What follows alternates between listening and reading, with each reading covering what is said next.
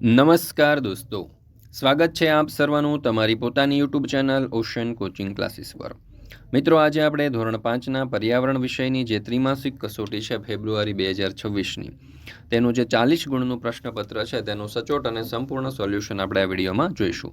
મિત્રો, આ ત્રિમાસિક કસોટી જે છે ફેબ્રુઆરી 2026માં 2 ફેબ્રુઆરીથી શરૂ થવાની છે.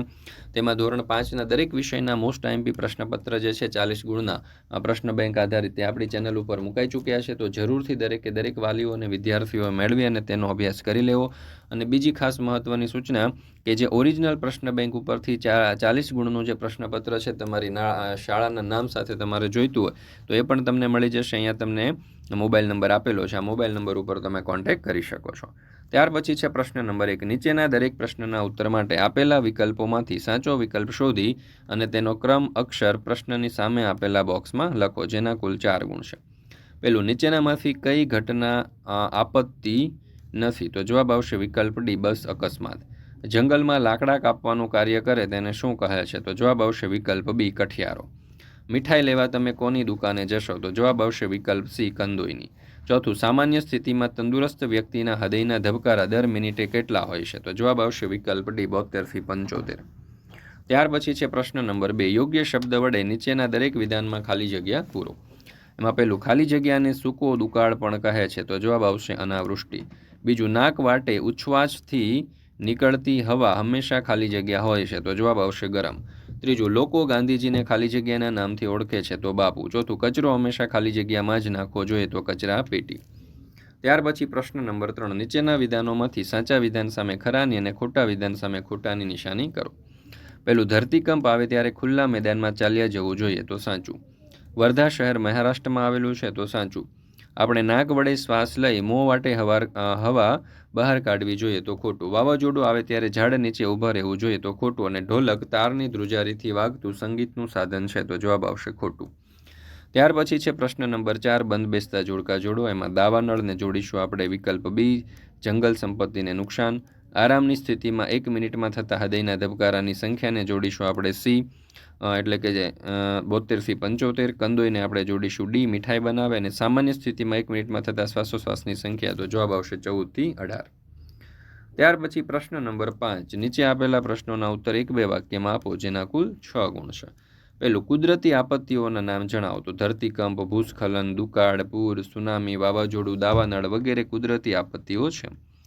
આપત્તિ વ્યવસ્થાપન એટલે શું? જ્યારે વધુ સંખ્યામાં માણસો કોઈ આપત્તિ, વિનાશ કે સંકટનો ભોગ બને ત્યારે તેમને એ પરિસ્થિતિમાંથી સલામત કે ઓછામાં ઓછું નુકસાન થાય એ રીતે બહાર કાઢવા આચરવામાં આવતી પ્રયુક્તિઓને આપત્તિ વ્યવસ્થાપન કહે છે. ફૂંક મારીને વગાડવામાં આવતા કોઈ પણ 5 સાધનોના નામ લખો. તો વાંસળી, શરણાઈ, માઉથ ઓર્ગન, ભૂંગળી અને સિસોટી. ચોથું, હૃદયના ધબકારા સામાન્ય કરતાં ક્યારે વધી જાય છે? તો આપણે જ્યારે વ્યાયામ કરીએ છીએ, દોડીએ છીએ કે રમતો રમીએ છીએ ત્યારે. પાંચમું, તમારી શાળામાં સફાઈ કોણ કરે છે? તો મારી શાળામાં સફાઈ કામદાર કરે છે. સફાઈ કામદારનું કામ કેવી રીતે ઓછું કરી શકાય? તો ગામના બધા લોકો ગંદકી કરવાનું બંધ કરે અને કચરો ઓછો ફેલાવે તો સફાઈ કામદારનું કામ ઓછું થાય. ત્યાર પછી છે પ્રશ્ન નંબર 6. નીચેના પ્રશ્નોના ઉત્તર ટૂંકમાં આપો, જેના કુલ 8 ગુણ છે. પહેલું, આપણા મોંમાંથી ફૂંકવામાં આવેલી હવા અરીસા ઉપર કાઢતા અરીસો ભેજવાળો અને ઝાંખો કેમ બને છે? તો આપણા મોંમાંથી ફૂંકવામાં આવેલી હવા ગરમ અને અરીસો ઠંડો છે. આપણે જે ગરમ હવા ઉચ્છ્વાસમાંથી કાઢીએ છીએ તેમાં વરાળ હોય છે. જ્યારે તે ઠંડા અરીસાના સંપર્કમાં આવે છે ત્યારે નાના નાના પાણીના બિંદુમાં ફેરવાઈ જાય છે, જે કાચને ભેજવાળો અને ઝાંખો બનાવે છે. બીજું, તમારા ઘરની આસપાસની જગ્યામાં ગંદકી ન થાય તે માટે તમે શું કરશો? તો ઘરનો કચરો અમે ખુલ્લામાં ન ફેંકતા કચરાપેટીમાં જ નાખીશું. નાના બાળકોને પણ કુદરતી હાજતે જવા માટે શૌચાલયનો ઉપયોગ કરાવીશું. ગંદા પાણી અને એંઠવાડ આસપાસની જગ્યામાં નાખવાના બદલે તેનો નિકાલ મોરી અથવા તો ગટરમાં જ કરીશું. પાણીના જાહેર નળની આજુબાજુ કાદવ કીચડ ન થાય તેનું ધ્યાન રાખીશું. અમારા ઘરની આસપાસ ગંદા પાણીના ખાબોચિયા ભરાઈ ન રહે તેનું ધ્યાન રાખીશું અને જરૂર પડીએ ખાડો કે ખાબોચિયા પુરાવી દઈશું. ત્રીજું, ધરતીકંપ આવે ત્યારે કયા પગલાં લેવા જોઈએ? તો ધરતીકંપ આવે ત્યારે ઘરમાંથી બહાર નીકળી ગભરાયા વિના ખુલ્લા મેદાનમાં જતા રહેવું. શાળા કે ઘરમાં હોય તો દિવાલના ખૂણામાં ઊભા રહેવું. બહાર નીકળવું શક્ય ન હોય તો ટેબલ જેવી મજબૂત વસ્તુની નીચે બેસી પાયા મજબૂતીથી પકડી રાખવા. બહુમાળી મકાનો કે ઇલેક્ટ્રિક થાંભલાઓથી દૂર રહેવું. કાચની બારીઓથી દૂર રહેવું. સીડી ઉતરતી વખતે ભીત તરફ ચાલવું. ધ્રુજારી બંધ ન થાય ત્યાં સુધી સલામત સ્થળે જ રહેવું. ગાંધીજીની સાબરમતી આશ્રમમાં શૌચાલયની સફાઈ અને અન્ય કાર્યો કેવી રીતે કરવામાં આવતા? તો ગાંધીજીના સાબરમતી આશ્રમમાં શૌચાલયની સફાઈ દરેક જણે જાતે કરવી પડતી. તે સમયે શૌચાલયમાં બેઠક નીચે બાસ્કેટ મૂકવામાં આવતું હતું. સંડાસ ગયા પછી તે બાસ્કેટ જાતે ઉપાડીને ખાળકૂવા સુધી લઈ જઈ ત્યાં ખાલી કરવું પડતું. આશ્રમમાં કોઈ મહેમાન આવે તો તેમણે પણ શૌચાલયની સફાઈ આ રીતે જાતે કરવી પડતી. વળી આશ્રમમાં રહેતી દરેક વ્યક્તિને શૌચાલયની સફાઈના તેમજ અન્ય જુદા જુદા કામો પણ જાતે કરવા પડતા. મહેમાને પણ પોતાના બધા જ કામ જાતે કરવા પડતા.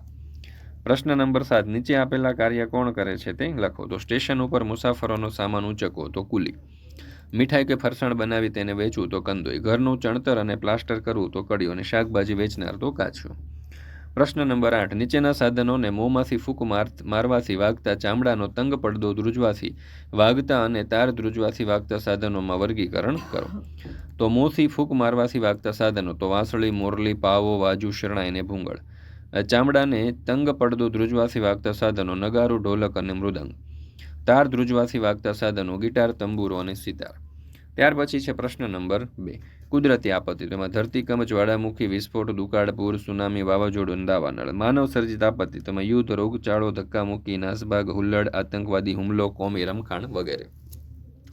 તો મિત્રો અહીંયા આપણે આજે ધોરણ 5નું પર્યાવરણ વિષયની ત્રિમાસિક કસોટી જે છે પ્રશ્ન બેંક આધારિત ફેબ્રુઆરી 2026માં લેવાની છે, તેનું આજે મોસ્ટ આઈએમપી પ્રશ્નપત્ર જે છે 25 ગુણનું તે આપણે અહીંયા પૂર્ણ કરીએ છીએ. ફરી મળીશું મિત્રો આપણે ધોરણ 5ના પર્યાવરણ સહિતના દરેક વિષયના જે ત્રિમાસિક કસોટીના પ્રશ્ન બેંક છે તેના મોસ્ટ આઈએમપી પ્રશ્નપત્રો આપણી ચેનલ ઉપર મુકાઈ ચૂક્યા છે, તો જરૂરથી તેનો અભ્યાસ કરી લેજો અને આ દરેક વિડીયો તમારા તમામ દોસ્તો મિત્રો સુધી શેર કરી દેજો જેઓ ધોરણ 5ની અંદર અભ્યાસ કરતા હોય, કારણ કે આ ત્રિમાસિક કસોટીના અભ્યાસ માટે તેમને ખૂબ જ ઉપયોગી થશે.